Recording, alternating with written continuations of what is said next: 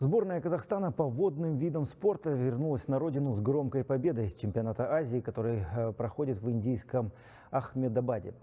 Минувшей ночью спортсменов встретили в аэропорту Алматы.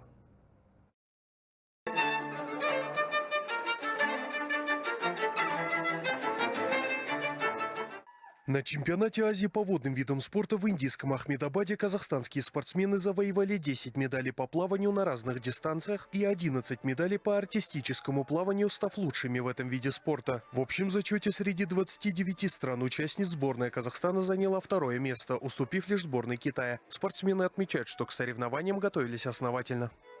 Хотели показать шоу, художественное шоу на воде, театр и показать программу, с которой мы ездили и на мир, и на этапы Кубка мира тоже. У нас получилось показать ее без ошибок, я считаю, очень достойно. Волнение всегда есть, главное с ним бороться, направить его в правильное русло. Выступили достойно, показали ее, судьи подошли, похвалили, сказали: красивая программа, классно смотритесь.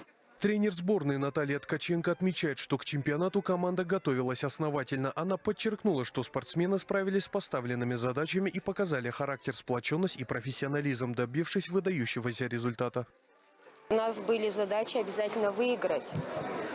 То есть мы ставили задачи на золотые медали. Но если бы были просто в призах, было бы тоже неплохо. Но хотелось больше привезти золотых медалей, но не хватило подготовки. Впереди у сборной остались лишь внутренние старты, национальные турниры и чемпионаты, которые завершат спортивный календарь этого года. После них спортсмены смогут немного отдохнуть, а затем начнут подготовку к новому сезону и следующим международным соревнованиям. Гафуали, 24 КЗ, Алматы.